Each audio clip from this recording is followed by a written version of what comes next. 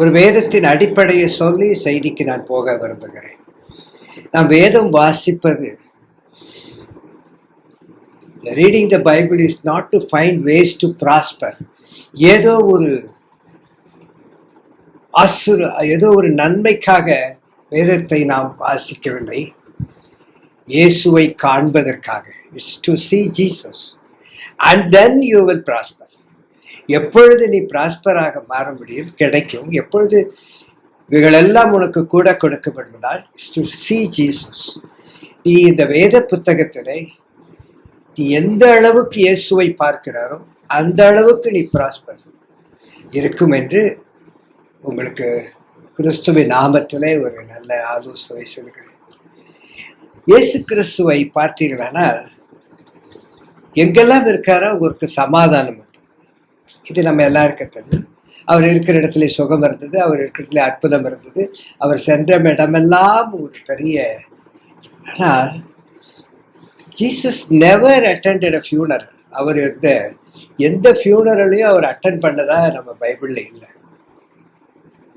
ஏன்னா அவர் அட்டன் பண்ணியிருந்தா எந்த ஃபியூனர்லையும் ரிசரக்ஷன் என்பது ஒன்று இல்லாமல் போயிருக்கும். அதாவது பேதுருவின் மாமி சுகவீனமாக இருந்தார்கள். So there is no dead, resurrection இருக்காது. அவருக்கு முன்பதாக யாரும் இறக்கவில்லை. இறந்த பின்பு அவர் போய் விடுதலாக்கியிருக்கார் அல்லது அவர்களை உயிரோடு எழுப்பியிருக்கார். அவர் எந்த ஃபியூனர்லையும் அட்டன் பண்ணி எதுவுமே இல்லை. ஒரு வாலிபனை அடக்கம் பண்ண கொண்டு வந்தது வழியிலே அவர் தொட்டு உயிரோடு எழுப்பினார் தவிர, but no one died in his presence. ஆனா everyone who is dead when he comes on the scene, அவர் எங்கெல்லாம் மரணம் நியமித்ததோ அங்கெல்லாம் அவர் வந்தார். அங்கு வந்து அவர்களை உயிரோடு எழுப்பினார். அதுதான் நம்முடைய ஆண்டவராக இயேசு கிறிஸ்து. எங்கெல்லாம் உனக்கு பிரச்சனை இருக்கிறதோ அங்க அவர் வருகிறார். பிரச்சனை வரும் பொழுது அல்லது வந்து கொண்டிருக்கும் பொழுதெல்லாம் அவர் வரவில்லை. பிரச்சனை வந்தவுடன் அவர் வருகிறார், பிரச்சனையை தீர்ப்பதற்காக. அதுதான் நம்முடைய ஆண்டவராகிய Yesu Kristu. If you are getting weak, நீ ரொம்ப உடைந்து போயிருக்கலாம், நொறுங்கி போயிருக்கலாம், இழந்து போயிருக்கலாம், but you spend time in this word. நீ இந்த கர்த்தருடைய வார்த்தையை கொஞ்ச நேரம் தியானித்திருப்பீர்களானால், வாசித்திருப்பீர்களால், ஒரு ஜீவன் அதற்குள்ளிருந்து உங்களுக்கு வர ஆரம்பிக்கும். ரொம்ப பலவீனமாய் அல்லது நீங்க ஐசியூல அது ஹாஸ்பிட்டல்ல நம்ம ஜெபித்தோம், எல்லாரும் பணம் வாங்காம உண்மையை உத்தவமா செய்யணும், நல்லது, அது சரியான ஜெபம் தான், தவறு என்று சொல்லவில்லை. ஆனால் இயேசு அங்கு வர வேண்டுமே. அவன் காசு வாங்காமலே ட்ரீட்மெண்ட் கொடுத்தாலும் இயேசு இல்லாமல் ஒரு சுகமும் நடக்காது. எதற்காக இதை சொல்லுகிறேன் என்றால், spend your time in this word. இந்த வார்த்தையை நீ சுவாசிக்கும் பொழுது, எடுக்கும் பொழுது உனக்குள்ளே ஒரு ஜீவன் வர ஆரம்பிக்கும். It is the breath of God. God's breath is in this book. இந்த புத்தகத்துக்குள்ளே ஜீவன் இருக்கிறது. ஒவ்வொரு நாளும் இந்த புத்தகத்தை நீ வாசிக்கும் பொழுது அல்லது இந்த வேதத்தை வாசிக்கும் பொழுது உனக்குள்ளே ஒரு ஜீவன் வரும். நீங்கள் சுகவீனமாயிருக்கலாம், பலவீனமாயிருக்கலாம், கேன்சராயிருக்கலாம், டியூமராயிருக்கலாம், எது வேணாலும் உனக்கு இருக்கலாம். ஆனால் இந்த வேதத்தை நீங்கள் சரியாய் வாசிக்கும் பொழுது அந்த வார்த்தைக்குள்ளே ஒரு ஜீவன் இருக்கும். ஏனென்றால் அந்த வார்த்தை தான் இயேசு. இயேசு ஜீவனுடையவர். திரும்பவும் உனக்கு அந்த ஜீவனை கொடுக்க வல்லமை நிறைந்தவர். Every scripture is a God breathes. Every scripture, ஒவ்வொரு அதிகாரம், ஒவ்வொரு வசனம், ஒவ்வொரு கமாவும், ஒவ்வொரு ஃபுல் ஸ்டாப்பும் இந்த வேத புத்தகத்தில் ஆதியிலிருந்து கடைசி வரைக்கும், from Genesis to Revelation, அது ஜீவனுடையதாய் இருக்கிறபடினாலே நீ வாசிக்கும் போதே அது ஜீவனை நீங்கள் பெற்றுக்கொள்ளலாம். This is not the word of man. ஒரு மனிதர்களால் இயற்றப்பட்ட, மனிதர்களால் சொல்லப்பட்ட வசனம் அல்ல. இது கர்த்தருடைய வார்த்தை. இதை விட பெஸ்ட் ஒண்ணும் இல்லை. இந்த வார்த்தை தான் சகோதரன் தினகரன் அன்று சொல்லி ஜெபித்ததினாலே மரணத்திற்கு போக வேண்டிய நான் உயிரோடு இருப்பதற்கு காரணம் இந்த வார்த்தை அவருக்குள் இருந்தது. சகோதரன் தினகரன் அவர்களுக்குள் இருந்தது கர்த்தருடைய வார்த்தை. அந்த வார்த்தை எங்க இருந்தது? உங்கள் வீட்டில் உள்ள வேத புத்தகத்தில் இருந்தது. இந்த வேத புத்தகம், இந்த வார்த்தை அவருக்குள் வந்த பொழுது அந்த வார்த்தையை நோக்கி யாரெல்லாம் வருகிறார்களோ அவர்களுக்கு இந்த வார்த்தையை கொடுத்தார். அவர் கொடுத்த அந்த வார்த்தை அவர்களை உயிரோடு எழுப்பியது, அவர்களை தப்புவித்தது, அவர்களை அதிசயங்களை காண செய்தது. இன்று நான் உங்களோடு கூட சொல்லுகிற அப்போஸ்தலர் 13:28 மரணத்திற்கு ஏதுவானதொன்றும் அவரிடத்தில் காணாதிருந்தும், ஆண்டவரிடத்துல மரணத்திற்கு ஏதுவான எந்த விதமான ஒன்றும் இல்லை. அவர் பாவமற்றவர், அதனாலே அவருக்கு மரணம் இல்லை என்பதுதான் நிச்சயம். அவர்கள் கூட எப்படி என்ன மரணத்துக்கு ஏதுவான எந்த விதமான தவறுகளை காண முடியவில்லை. அதனாலே அவர்கள் காணாதிருந்தும் அவரை கொலை செய்யும்படி பிலாத்துவை வேண்டிக் கொண்டார். எப்பயாவது கொலை செஞ்சிருப்பா, அதெல்லாம் ஒரு பெரிய தப்பெல்லாம் பண்ணலதான், இருந்தாலும் அவரை கொலை செய்ய வேண்டும். நம்ம அப்படித்தானே, நீங்க என்னதான் அவங்களுக்கு உதவி செஞ்சாலும் இருந்தாலும் நீங்க நல்லா இருக்கக்கூடாதுன்னு தான் விரும்புவாங்கல்ல. ஆனால் வேதம் சொல்லுகிறது 29ஆம் வசனத்துல அவரை குறித்து எழுதியிருக்கிற யாவையும் அவர்கள் நிறைவேற்றின பின்பு, அந்த சிலுவையில் எல்லாம் நிறைவேறிச்சு. அவரை மரத்திலிருந்து இறக்கி கல்லறையிலே வைத்தார். ஆனால் தேவனோ அவரை மரித்தோரிலிருந்து எழுப்பினார். இங்கே நாம் கற்றுக்கொள்ள வேண்டிய ஒரு பாடத்தை கொஞ்சம் கூர்ந்து கவனித்தால் புரியும். It is important that you come back here. நீங்கள் வர வேண்டிய ஒரு இடம் இருக்கிறது. நீங்கள் எங்க வேணாலும் போகலாம், மாலுக்கு போகலாம், எந்த இடத்திற்கு வேணாலும் போகலாம், எங்கு வேணாலும் வாழலாம், எந்த ஊர், எந்த country, anywhere you can go. But நீங்கள் ஒரு இடத்திற்கு கண்டிப்பாய் வர வேண்டும். வந்தேவா, we must always come back. நாம் வர வேண்டிய ஒரு இடம் உண்டு. அது என்ன இடம் தெரியுமா? அதுதான் நம்மை புதைக்கிறதுக்கான ஒரு இடம். இந்த இடத்தில் வராம போகவே முடியாது. இவங்க என்ன நினைச்சாங்கன்னா, திடீர்னு பார்த்தா இயேசு கிறிஸ்து சிலுவையில் அரைஞ்சிட்டாங்க. இவங்களுக்கு ஒரே டிசப்பாயிண்டா போச்சு. இவர் ஆண்டவர், கடவுள், பேசியா, இவர் அந்த இடத்துக்கு போகவே முடியாதுன்னு நினைச்சாங்க. இது அங்க போகவே மாட்டாரு. இவர் சிலுவையில் அறையப்பட மாட்டாரு, இவர் மரிக்க மாட்டாரு, இவருக்கு ஆகாது. எஸ்பெஷலி அவர் டோம்புக்கு போகவே முடியாது. அப்படிதான் அவங்க அவரோட கூட இருந்தாங்க. ஆனால் அவர் அந்த இடத்திற்கு வர வேண்டியதுதான் முடிவு. அவர் அந்த இடத்திற்கு வந்துதான் ஆக வேண்டும். அவருடைய சொந்த சரீரத்தையே 30 வெள்ளிக்காசுக்கு விற்று போட்டு விட்டார். அவர் எவ்வளவு நல்லவர், அவர் அற்புதங்கள் செய்தார், அவர் அதிசயங்களை செய்தார். இதெல்லாம் எதுவுமே யாருக்கும் ஒரு பெரிய நல்லது செஞ்சார், அதனால அவர் டோம் போக முடியாது, அவர் மறிக்க முடியாது என்றெல்லாம் கிடையாது. நீ என்ன செஞ்சாலும் உனக்கு துரோகம் வந்துதான் ஆகும். உன்னை துரோகம் செய்வார்கள்.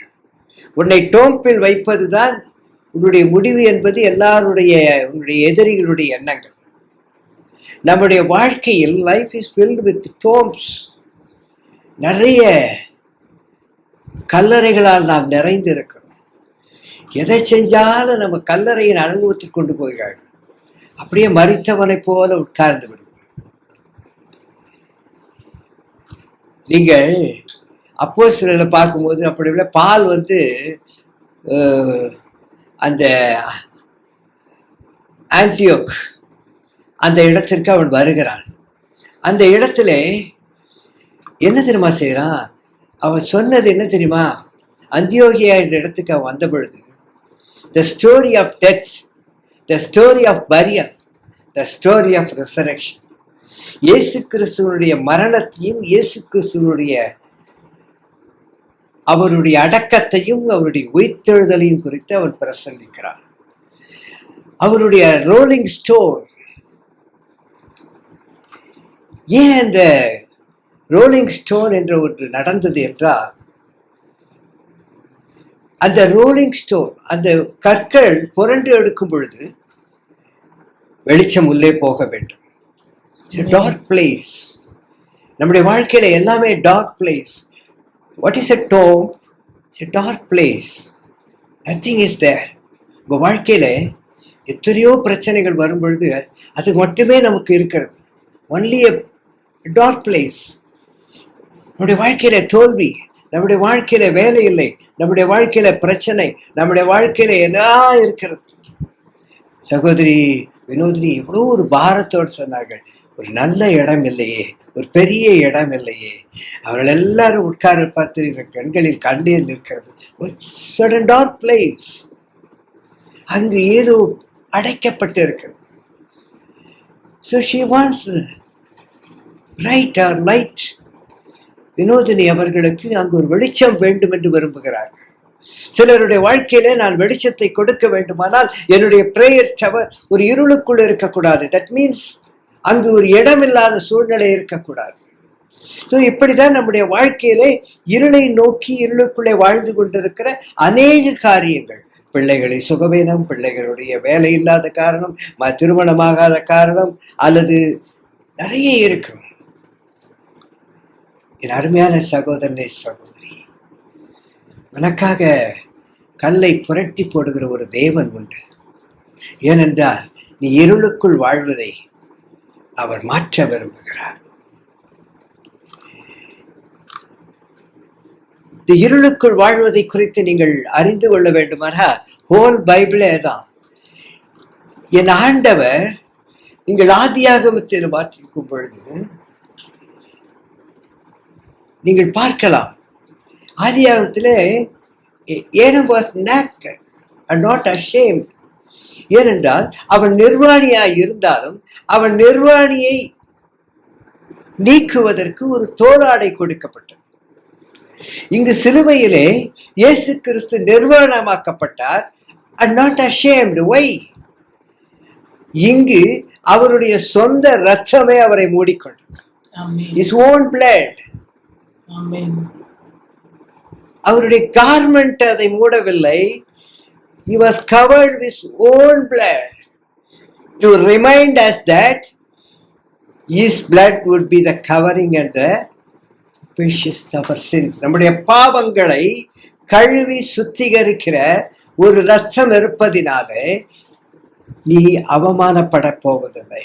இந்த வேலை இல்லாததினாலே, இந்த துயரத்தினாலே, அல்லது ஒரு பெரிய இடம் கிடைக்காது என்ற அந்த அவமானத்தை நீக்க அவருடைய இரத்தம் நம்மை மூடிக்கொள்ளும். அவர் உயிர்த்தெழுவதற்காக அந்த ஸ்டோன் தள்ளி வைக்கப்படும், அது புரட்டி போடப்படும். ஆனால் we must come to that place. நாம் இந்த பிரச்சனைகளுக்கு மத்தியிலே வந்துதான் ஆக வேண்டும். அந்த அந்தியோகியா என்ற இடத்திற்கு முதல் வந்த பொழுது, where we are called Christians, அந்த இடத்தை கிறிஸ்தவர்கள் என்ற பெயர் அங்குதான் வந்தது. பட் பிஃபோர் தட், அதுக்கு கிறிஸ்தவர்கள் என்ற பெயர் அல்ல அவர்களுக்கு. பிஃபோர் தட் அவர்களுக்கு ஒரு ரியல் நேம் எதுவுமே கிடையாது. ஒருவேளை அவர்கள் விசுவாசிகள் என்று சொல்லியிருப்பார்கள், அல்லது இயேசுவை பின்பற்றினவர்கள் என்று சொல்லியிருப்பார்கள், அல்லது இயேசுவோடு கூட இருந்தவர்கள் என்று சொல்லியிருப்பார்கள், அல்லது அவர்கள் ஏதோ வித்தியாசமானவர்கள் அல்லது பைத்தியக்காரர்கள். அந்த அந்தியோகியா என்ற இடத்துல அவருக்கு பல பெயர் இருந்தது. ஆனால் சிலுவை அண்டைக்கு வந்த பொழுதுதான் சிலுவை பறித்து அந்தியோகியாவிலே பவுல் அழகாய் அங்கு கற்றுக் கொடுக்கிறார். சிலுவையை பற்றி, அந்த மரணத்தை பற்றி, அங்கே புதைக்கப்பட்ட கல்லறையை பற்றி, உயிர்த்தெழுதலை பற்றி அவர் சொன்னபடுவதால் அவள் எல்லாருக்கும் கிறிஸ்தவர்கள் என்ற பெயர் வருகிறது. It is so dark in there. என் அருமையான சகோதரனே சகோதரி, வேத புத்தகத்திலே இந்த உலகமே கிரியேஷன் எப்படி தெரியுங்களா? டார்க்ல இருந்து ஆரம்பிக்குது. அவ நீங்க படைப்பை பார்த்தீங்கன்னா காலையில இருந்து சாயங்காலம் வரைக்கும் இல்ல, மாலை டு ஆமா அந்த மாலை வரை இரவிலிருந்து ஆரம்பிக்கிற ஒன்றே ஒன்றுதான் படைப்பு. Whole Bible starts from dark.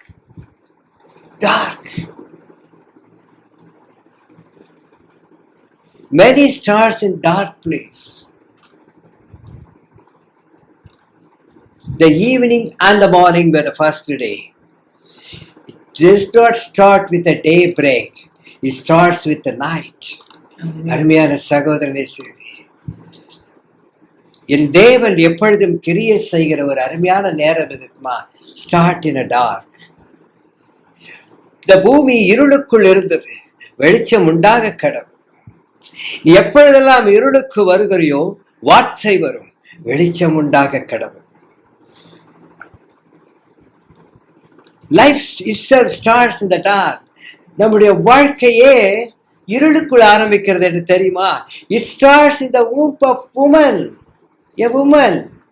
உன்னுடைய தாயினுடைய கற்ப பையிலே நீ வெளிச்சத்தில் உதிக்கவில்லை, இருளில் வாழ்ந்தாய், இருளுக்குள் வாழ்கிறாய். ஆனால் என் தேவன் உன்னை வெளிச்சத்திற்கு கொண்டு வருகிறார். வெளிச்சத்திற்கு கொண்டு வர. டோம்புக்கும் ஊம்புக்கும் ரொம்ப வித்தியாசமே இல்லைங்க. டோம்ப்ல ஒரு கத்துக்கலாம் தெரியுங்களா ஒரு ரகசியத்தை? ஏன் இயேசு கிறிஸ்து டோம்ப ஒவ்வொரு யூதனும் தனக்கான ஒண்ணு கட்டிக்குவோம். நீங்க நிறைய பேர் கூட தங்களுக்காக கல்லறை வைத்திருப்பார்கள். அந்த கல்லறை இயேசுவுக்கு வைக்கப்படவில்லை. ஏன் தெரியுமா? நமக்கெல்லாம் ஒரு டோம்ப் எதுக்குன்னா, நான் ஏசாமி வர வரைக்கும் அங்கதான் இருக்க போறேன், என்ன அங்க புதைச்சிருங்கடா அப்படின்னு டோம்ப்ல புதைச்சிடுறாங்க. ஆனா அந்த கல்லறை இயேசுவுக்கு வாங்கப்பட்டது, பாரோடு. ஏன் தெரியுமா? Jesus to use, not to stay. அவர் அங்கேயே இருக்க போவதில்லை. அவருக்கென்று சொந்த கல்லறை கிடையாது. அவரை 3 நாள் தான் வைத்திருக்க முடியும். That's why he borrowed. That's why the people borrowed. என் அன்பு சகோதரனே சகோதரியே, உன் தாயின் வயிற்றிலே நீ 10 மாசத்துக்கு மேல 15 மாசம்லாம் நீ இருக்கவே முடியாது. ஒரு வித்தியாசமான தேவன். It starts from the dark place. நீ அங்கு நிரந்தரமாய் இருக்கவே முடியாது. உன் தாயின் வயிற்றில நீ 40 வருஷம் இருக்குன்னா முடியவே முடியாது. It is absolutely a tomb. அங்கு என்றென்றும் நீ வாழ்ந்து கொண்டிருக்கிற இடம் அல்ல. அந்த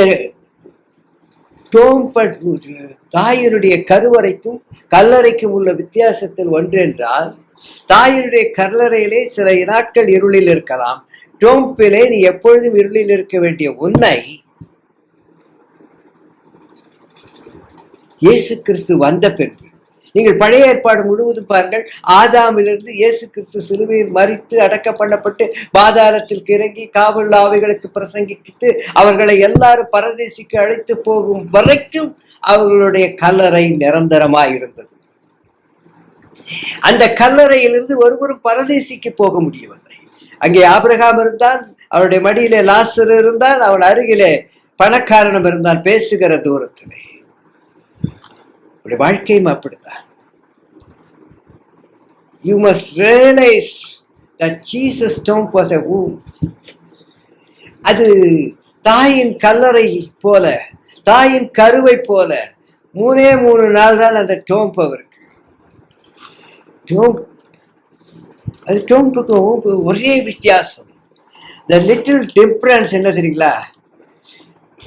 இந்த குழந்தை பிறந்தாலும் இந்த உலகத்தில் வாழ்ந்தாலும் அது மரணத்திற்காக பிறந்த குழந்தை.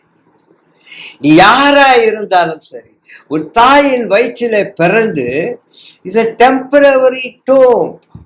அல்லது டெம்பரவரியாக இந்த உலகத்தில் நீங்கள் வாழலாம். ஆனால் நிரந்தரமாய் போய் சேர வேண்டிய ஒரு இடம் உண்டு.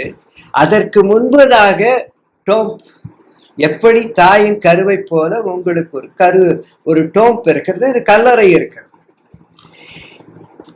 யாருமே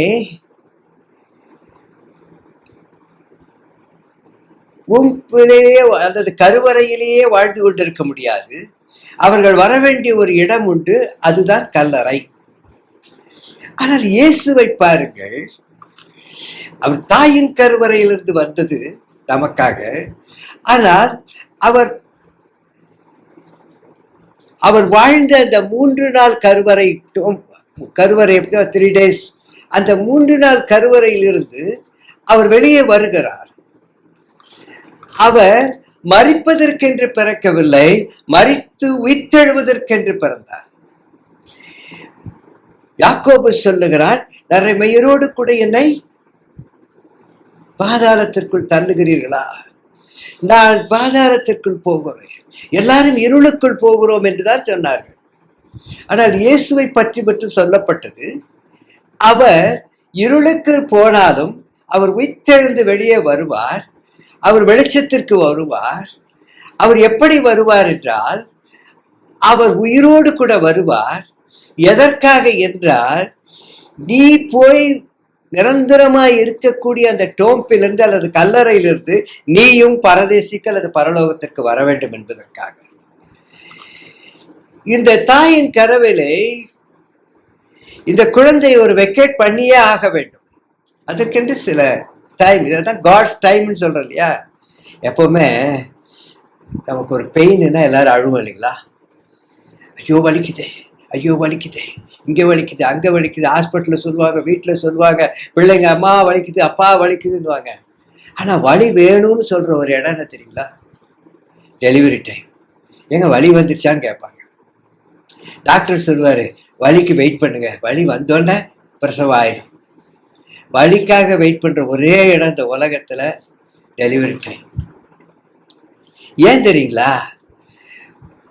அந்த குழந்தை அந்த இடத்திலிருந்து வெக்கேட் ஆகணும். அந்த குழந்தை அங்க இருக்கக்கூடாது. அந்த குழந்தை அங்கிருந்து வெக்கேட் பண்ணி ஆக வேண்டும். உன்னுடைய டார்க்ல இருந்து நீ வெளிச்சத்துக்கு வந்தே ஆக வேண்டும்.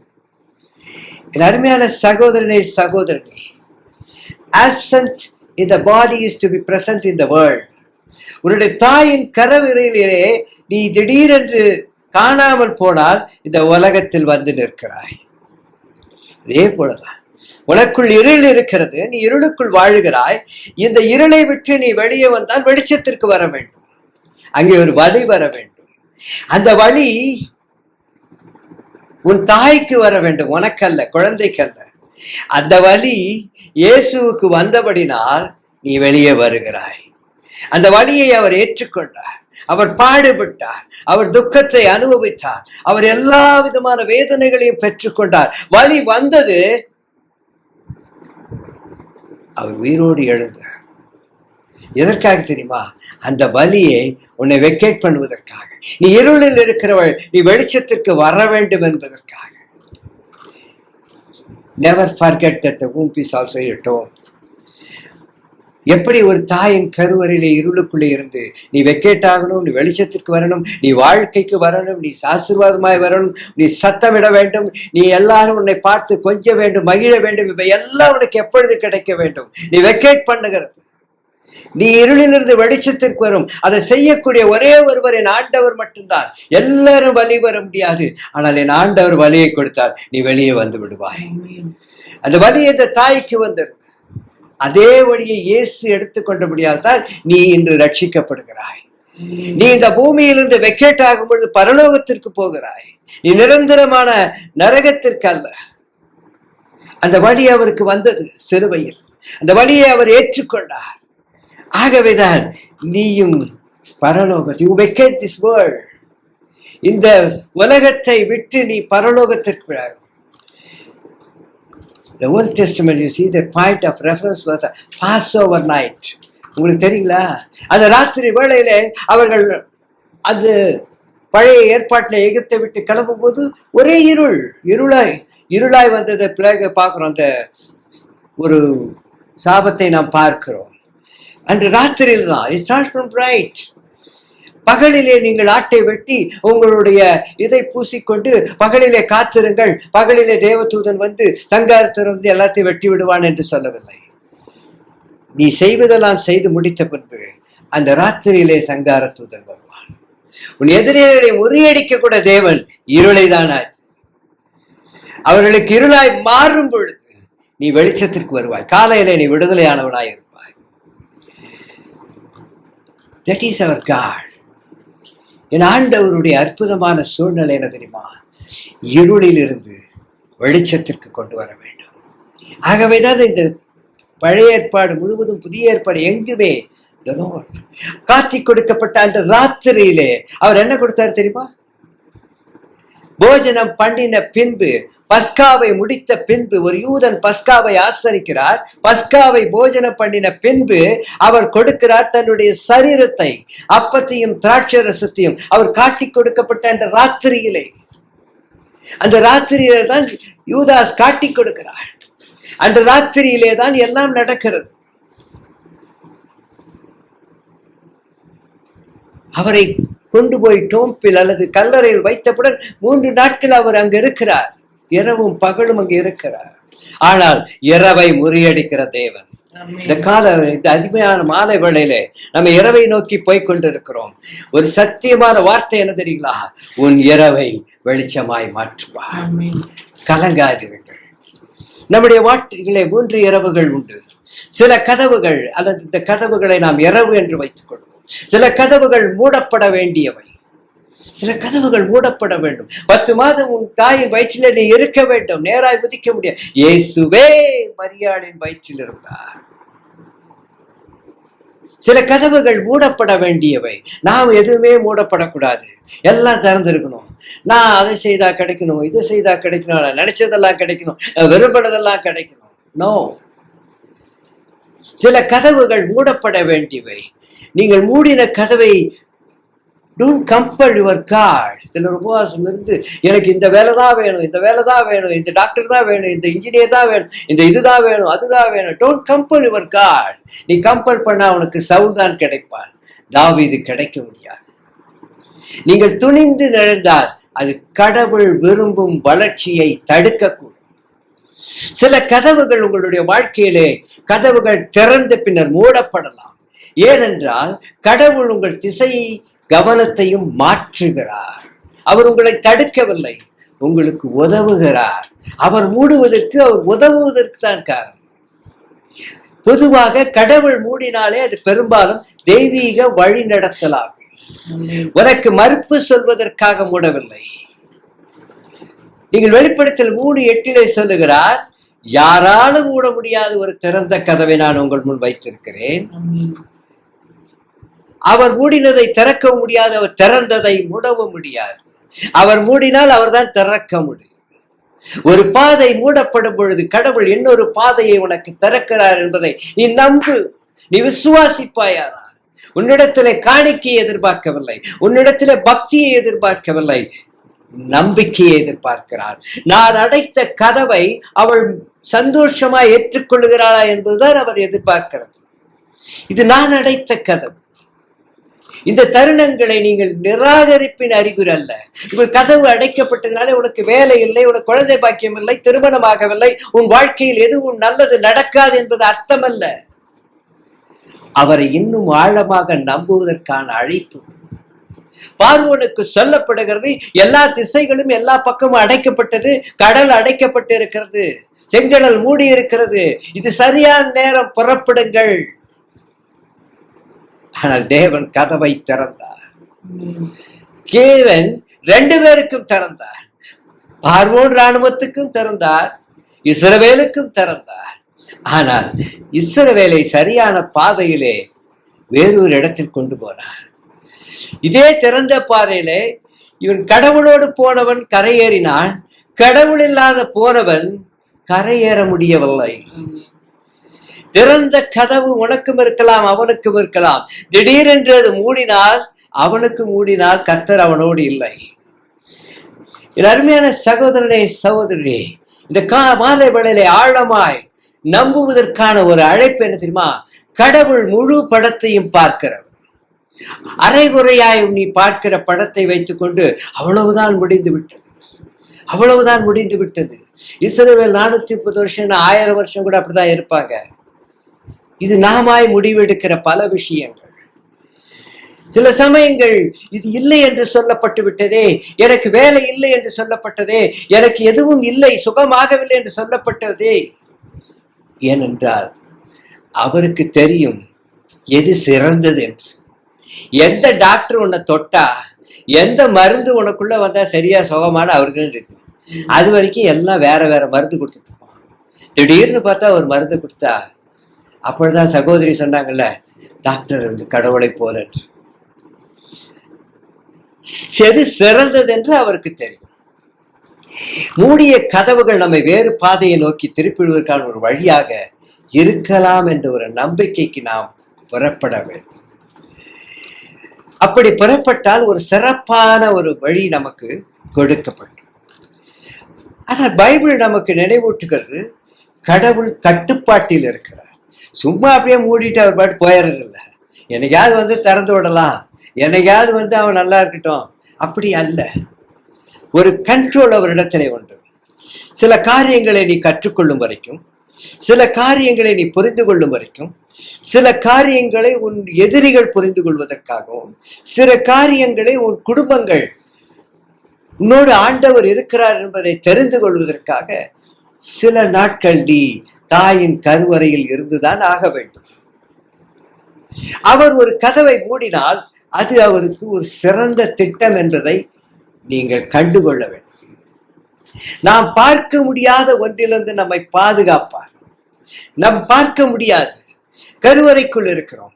ஆனால் ஒரு நேரம் வந்தவுடன் அந்த கருவறையிலிருந்து வெளிச்சத்தின் உலகத்திற்குள் நாம் வருவது எவ்வளவு பெரியது, அது ஒரு அற்புதம் அல்லவா? அதை போலத்தான் உன்னை அந்த கருவறைக்குள்ளே அவர் அழகாய் பாதுகாத்து வைத்திருப்பார். இருளுக்குள் இருக்கிறாய் என்று நீ பயப்படாதே, அந்த இருளுக்குள்ளே உனக்கு ஒரு பாதுகாப்பு இருக்கும். நிறைய பேர் வெளிச்சத்துக்கு இருக்காது, இங்கே பாதுகாப்பு. நான் 3 காரியங்களை அடைக்கப்பட்டு சொல்லி நான் வேகப்போய் மணி 7 ஆயிடுச்சு. கதவுகள் பூட்டி இருக்கையில் என்று வேதம் சொல்கிறது. யோவான் 20:10 ஒரு சம்பவம் நடக்கிறது. இயேசு கிறிஸ்து உயிர்த்தெழுந்து வருகிறார், கதவு பூட்டி இருக்கிறது. பூட்டி இருக்கிற கதவு காரணம் என்ன? 3 காரியங்களை நான் உங்களுக்கு கற்றுக் கொடுக்க போகிறேன். 3 closed doors. We close our door because of fear. நாம் கடவுளுக்கு பயந்து கதவை பூட்டிக் கொள்கிறோம். இந்த சீஷர்கள் ரோமருக்கு பயந்து, ரோம ஜனங்களுக்கு பயந்து, சீஷர் அல்லது யூதர்களுக்கு பயந்து கதவை மூடிக்கொண்டார்கள். ஏன் மூடிக்கொண்டார்கள்? பயப்பட்டதினாலே. fear. Because of fear, we closed our doors. நாம் கதவை ஏன் மூடிக்கொள்ளுகிறோம்? ஏன் பைபிள் படிக்காம இருக்கிறோம்? ஏன் இதை பண்ணாம இருக்கிறோம்? ஒரு பயம். ஐயோ, நம்ம நல்லவனா வாழ்ந்து விடுவோமோ, லஞ்சம் வாங்காம போயிடுவோமோ, இதை செய்யாம போயிடுவோமோ, நிறைய பைபிள் படிச்சா நிறைய பக்தியா இருக்கணுமோ, கொஞ்சம் அப்படி குறைச்சிக்குவோம். சில பேர் சுத்தமா மூடிக்குவாங்க. ஐயோ, இந்த உலகத்தை அனுபவிக்காமலே போயிடுவோமோ. ஞாயிற்றுக்கிழமான மாலுக்கு போக வேண்டிய நான் கோயிலுக்கே போயிட்டு இருந்தா, மாலுடைய அன்னைக்கு தானே நல்லதா வரும், நல்ல பொருளாக வைப்பாங்க, இதெல்லாம் நம்ம இழந்துருவோமோ, வேற ஒருத்தன் வாங்கிடுவானோ. நாமே கதவை மூடிக்கொள்ளுகிற அனுபவம் பயத்தினால். இரண்டாவதாக, லார்ட் ஜீசஸ்,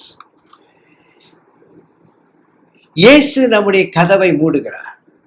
இயேசு கதவை மூடினாலே அது நன்மைக்கு தாங்க, நன்மைக்கு தான்.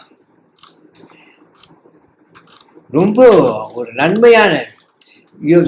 யோவான் 1:2 எடுத்துங்களா, உன் ஆத்துமா வாழ்கிறது போல நீ எல்லாவற்றிலும் வாழ்ந்து சுகமாயிருக்க வேண்டுகிறவர் உன் கதவை தீமைக்காக அடைப்பதில்லை. Prosperity means move forward. How long you are there? How long you are in dark? இயேசு சொல்லுகிறார், அவர்கள் கதவை மூடி இருந்தாலும் அவர்களுக்கு நடுவே வந்து சமாதானம் உண்டாக என்று சொன்னார். பொதுவாக நான் நினைக்கிறேன், அவர் நிறைய தடவை கதவை தட்டிருப்பார், பயத்திலே ஒருத்தன் திறந்திருக்க மாட்டான்னு நினைக்கிறேன். இவங்க தானே கதவை போட்டு எனக்கு பயம். ஆனால் நோவாவின் பேழையை ஆண்டவர் மூடின பொழுது இந்த உலகமே அழிந்தாலும் அந்த பேழையின் கதவை திறக்க முடியவில்லை. எவ்வளவு பாறைகள், எவ்வளவு புயல், எவ்வளவு கொடூரங்கள், எது மோதி எல்லா மலையும் உடைந்து போனாலும் சரி, நோவாவின் பேழையின் கதவை உடைக்க முடியவில்லை. காரணம், அதை மூடினவர் கர்த்தர்.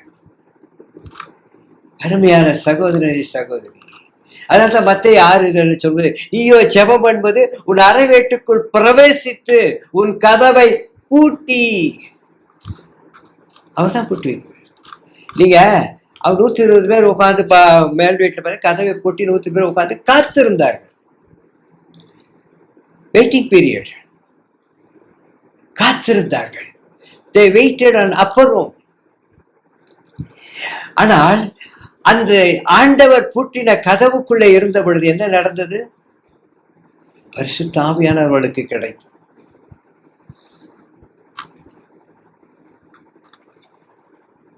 என் அருமையான சகோதரனே, சகோதரி, கடவுள் பூட்டினவன் அந்த கதவுக்குள்ளே நாம் நிற்க விரும்பவில்லை.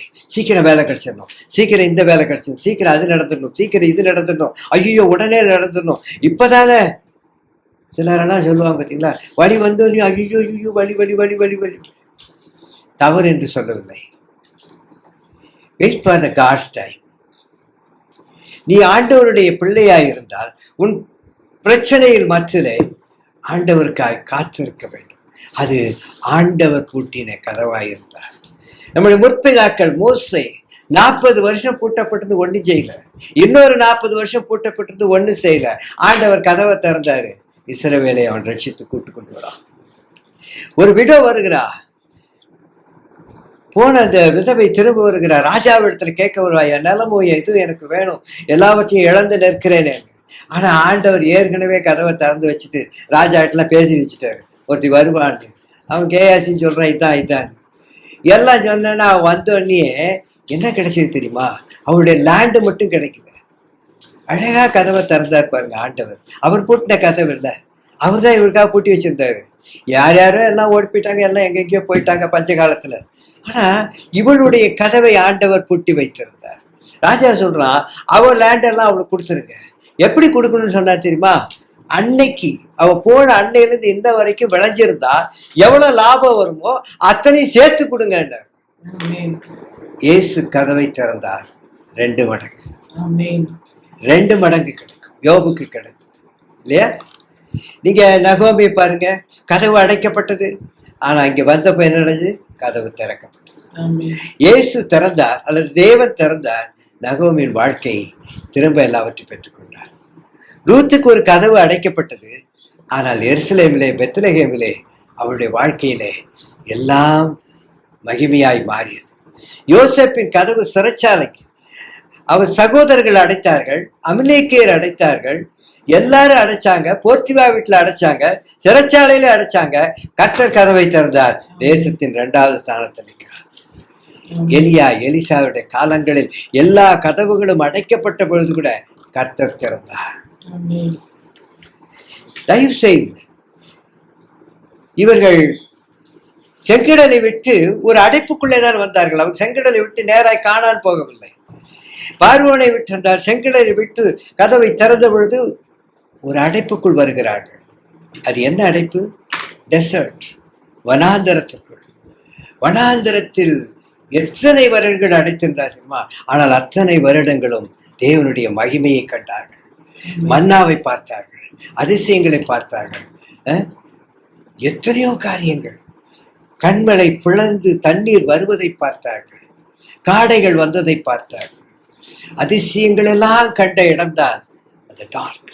அங்கிருந்து ஒரு கதவை திறக்கிறார், கானானில் பிரவேசிக்கிறார்கள். எத்தனையோ. மூன்றாவதாக, யுவர் எனிமீஸ், உன்னுடைய விரோதிகள் உங்களை கதவை அடைத்திருப்பார்கள். பார்த்தீங்கன்னா இந்த பேதுருவை கொண்டு போய் அடைச்சிட்டாங்க. யாரு? ஏரோது. ஏன்னா 2-3 பேரை யோவான் ஸ்நானகம் முத கூட எல்லாம் கொலை செஞ்ச கூட எவனுமே இல்லை.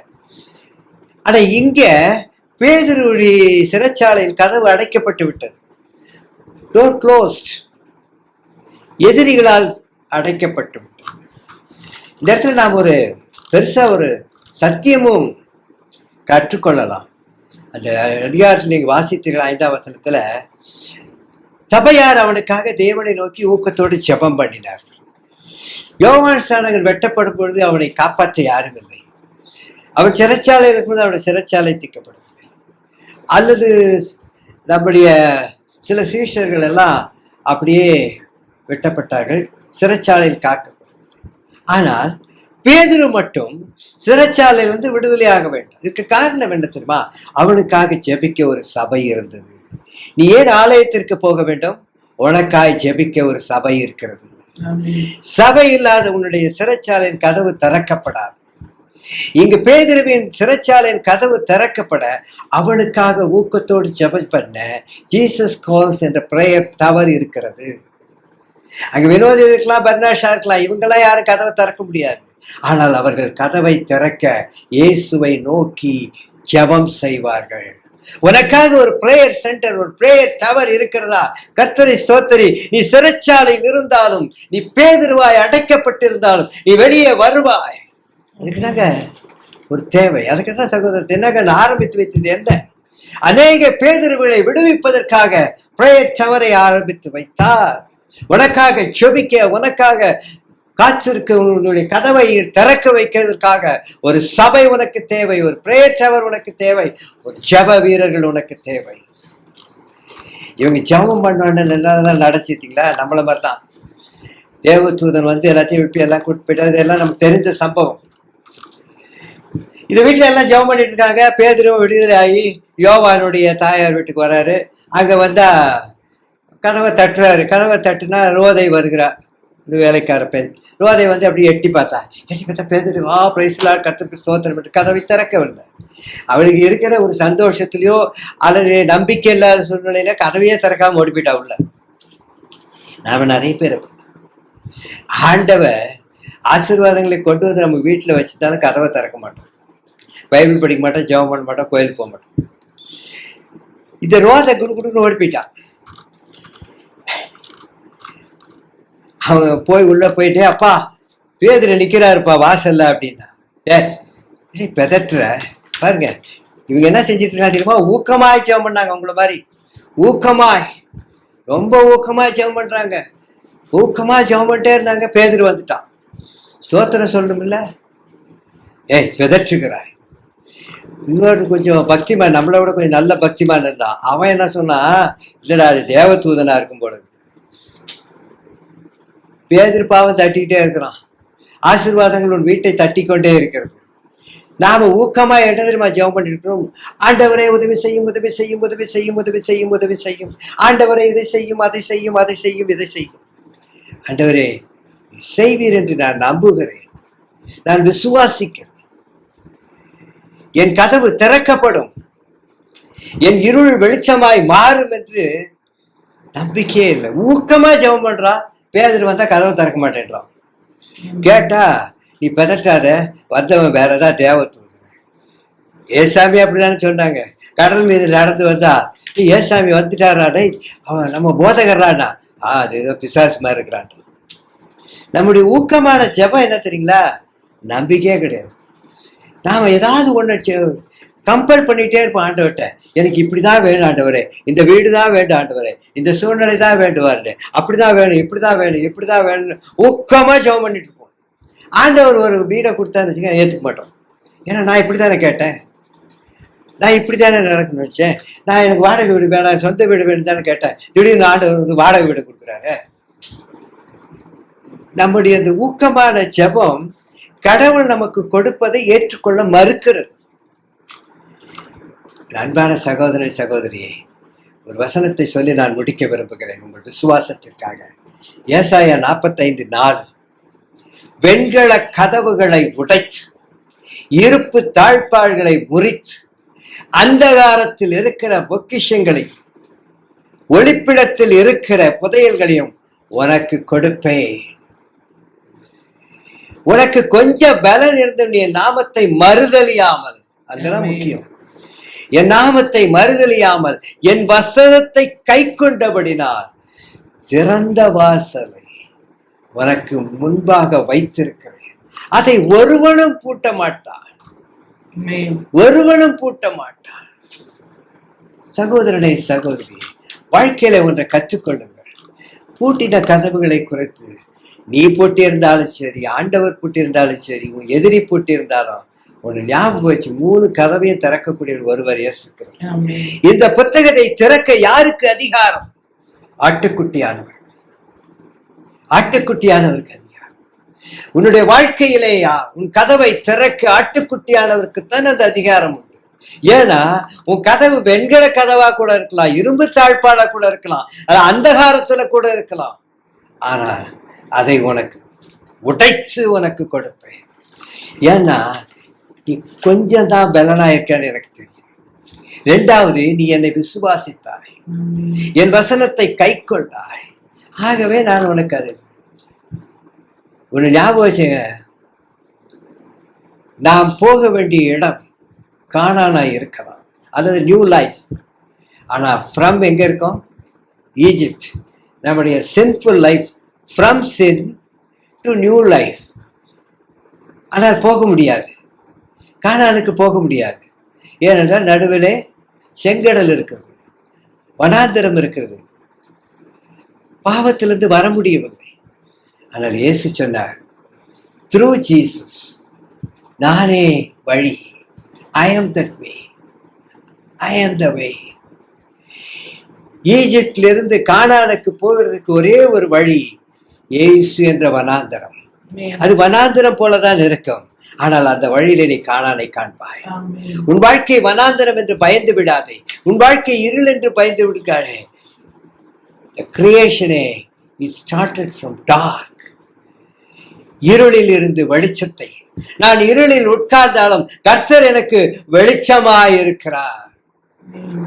இந்த விசுவாசத்துக்குள் நீங்கள் வருவீர்களானால் ஒரு பெரிய காரியத்தை நீங்கள் சந்திப்பீர்கள், காண்பீர்கள். ஒரு வெளிச்சத்தை காண விருப்பம் உள்ளவர்கள் இந்த இருளை பார்த்து சொல்லுங்கள், இந்த இருளை வெளிச்சமாய் மாற்றுவார். நான் இந்த இடத்தை விட்டு போக வேண்டும். I have to vacate.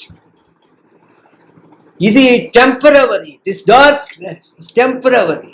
இந்த இருள் எனக்கு குறைவான நேரம், இதை ஆண்டவர் மாற்றுவார். அந்த நம்பிக்கைக்கு நீங்க வருவீர்களானால் கர்த்தர் உங்களை மேன்மையாய் மாற்றுவார். பிரியமானவர்களே, மேன்மையாய் மாற்றுவார். என் அருமையான சகோதரி சகோதரி, வானத்திலிருந்து அப்பத்தை வருஷிக்கப்படுவார் என்றால் வானத்தின் கதவையே திறக்கும் பொழுது உன் குடும்பத்தில் அடைக்கப்பட்ட கதவை அவரால் திறக்க முடியாதோ? திறக்க முடியும். உன் குடும்ப கதவை விட வானத்தின் கதவு பெரியது. அதையெல்லாம் கடந்து போறதுக்கு எவ்வளவு கஷ்டப்பட்டாங்க, எத்தனை ஆண்டுகள் கண்டுபிடிச்சு அப்புறம் தானங்க ஆகாய மண்டல கடந்து, அதை கடந்து, இதை கடந்து சந்திரனுக்கு போன, நட்சத்திரத்துக்கு போன எல்லாம் சொல்றாங்க. இதெல்லாம் கடக்கிறதுக்கு உனக்கு 4000-6000 வருஷம் ஆகுதுங்க. ஆனால் இயேசு ஒரே நிமிஷம்தான் வானத்தை திறந்தார். வானத்தின் பலகணிகளை திறக்கிறார், மன்னாவை பொழிந்தருகிறார், ஆசீர்வாதங்களை பொழிந்தருளுகிறார், கிருபைகளை பொழிந்தருளுகிறார். அவர் திறக்கிற கதவு மனிதனால் திறக்க முடியாத அந்த கதவை கூட திறக்கிறார்.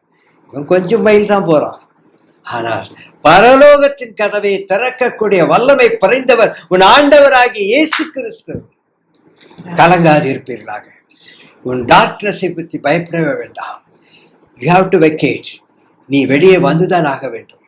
அந்த வழியை இயேசு ஏற்றுக்கொண்டபடினாலே நீ பிறந்துதான் ஆக வேண்டும். நீ பிறந்துதான் ஆக வேண்டும். உன்னுடைய வழி அவருக்கு தெரியும். இந்த வழியை இயேசு ஏற்றுக்கொண்டார். அவருக்கு வழி சிலுவையில் வந்துவிட்டது. நீ பிறக்க வேண்டும், நீ பிறக்க வேண்டும். அந்த வழியை அவர் ஏற்றுக்கொண்டார். அதான் நான் சொன்ன டீல் தான். அவர் சிலுவையில ஒரே ஒரு டீல் தான் பண்ணாரு. இவர்கள் மீது நீதி இறங்கி இவர்கள் மரணத்தை சந்திக்க வேண்டும். காரணம், பாவத்தின் சம்பளம் மரணம். ஆகவே நான் என்ன செய்கிறேன், அந்த நீதியின்படி இந்த மரணத்தை நான் எடுத்துக்கொள்ளுகிறேன். என்னுடைய இரத்தத்தை கொடுக்கிறேன். என்னுடைய இரத்தம் அவருடைய பாவத்தை கழுவிவிடும். அவர்கள் மரணத்திற்கு போவார்கள். ஏனென்றால் அது கொடுக்கப்பட்ட நுழைந்த ஒன்று. ஆனால் அந்த மரணம் அவர்களை விழுங்காது. அவர்கள் மரிக்கும் பொழுது இயேசு கிறிஸ்து உயிரோடு எழுந்த பின்பு யார் மரித்தாலும் இந்த இடத்திலே மரிக்கும் பொழுது உயிரோடு பரலோகத்தில் காணப்படுகிறார். இன்றைக்கு என்னுடனே கூட பரதீசில் இருப்பாய். ஒரு வித்தியாசமான மரணம். பழைய ஏற்பாட்டின் மரணத்தை விட புதிய ஏற்பாட்டின் மரணம் வித்தியாசமானது. நாம் அவரோடு கூட நம்முடைய ஆத்துமா வெக்கேட் ஆகிறது, நம்முடைய பாடி வெக்கேட் ஆகிறது, நம்முடைய பாடி டோம்புக்கு போகிறது, நம்முடைய ஆவி ஆத்துமா தேவனுடைய ராஜ்யத்திற்கு போகிறது. வித்தியாசமானது. கிறிஸ்துவத்தை நீங்கள் சாதாரணமாக நினைத்து விடாதீர்கள். இது ஒரு ஆழ்ந்தது. இது மனிதனால் நியமிக்கப்பட்ட திட்டமும் அல்ல. இது யாராலும் செய்ய முடியாது. உன்னை ஒரு ஆவியாய் அல்ல, உன் சரீரம் டோம்புக்கு போகும், ஆனால் உன் ஆவி ஆத்துமா ஆண்டவரிடத்தில் போகிறது. இதுதாங்க ஒரு வித்தியாசமான டோம். இதைத்தான் இயேசு கிறிஸ்து சிலுவையில் மரித்து அடக்கப்பட்டு உயிரோடு எழுந்தார். என்னை 3 நாள் நீ வைத்திருக்க முடியும். இங்கே நீ 4வது 3 நாள் இருந்தேன், நீ மரித்த அடுத்த நிமிஷமே அங்க இருக்கிற. அதனாலதான் இந்த கல்லனுக்கு சொன்னதை நமக்கு நிரூபிக்க, இன்றைக்கு நீ என்னுடனே கூட, இன்றைக்கே, நாளைக்கு நீ ஒரு நாள் கூட இருளில் இருக்க போறதில்லை. இந்த பூமியிலே உன் சரீரத்திற்கு ஒரு புதிய மகிமையை அவர் வரும்பொழுது கொடுக்கிறார். இந்த சரீரம் மரிக்கப்பட்டிருக்கலாம், ஆனால் ஒரு புதிய சரீரம் கொடுக்கப்படுகிறது, அது புதிய மகிமை கொடுக்கப்படுகிறது. ஒரு மிகப்பெரிய உயிர்த்தெழுதலோடு கூட நீ தேவனோடு கூட ஆட்டுக்குட்டியான கல்யாண விருந்திலே நிற்கிறாய் அல்லவா? தட் இஸ், அதை தான் இங்கே கற்றுக் கொடுக்கிறார் பந்தியிலே. நீ என்னோடு கூட பந்தி இருக்க பழகிக்கொள். இந்த பூமியிலே நான் வருமுறவும் நினைவு கூறு. இந்த அப்பமும் திராட்சை ரசத்தையும் எடுக்கும் பொழுது நீ கற்றுக்கொள்கிறாய். என் அன்புள்ள சகோதரனே சகோதரி, உன் விசுவாசத்தை உயர்த்துங்கள், கர்த்தர் உங்களை உயர்த்துவார். உங்கள் விசுவாசத்தை அறிக்கையிடுங்கள், இருளிலிருந்து வெளிச்சத்துக்கு வருவீர்கள். அவருக்கு பலி வந்து விட்டது, சிலுவையில் வந்து முடிந்து விட்டது. It's your time to come out. நீ வெக்கேட் பண்ணுகிற ஒரு நேரம், ஆனால் நான் வரமாட்டேன் என்று உட்கார்ந்து கொண்டிருக்கிறேன். சிலர் 8 மாசத்துல ஓடி ஓடி வந்துருவாங்க, வீக்கா இருப்பாங்க. You come out, you come out. பலி அவருக்கு வந்து விட்டது, பலியை அவர் ஏற்றுக்கொண்டார், உன் பாவங்களை எல்லாம் அவர் கழுவி விட்டார், நீயோ வெளியே வர வேண்டும். கர்த்தர் தாமே உங்களை ஆசீர்வதிப்பாராக. நாம் மேன்மையாளை காண தேவன் நமக்கு உதவி செய்வாராக.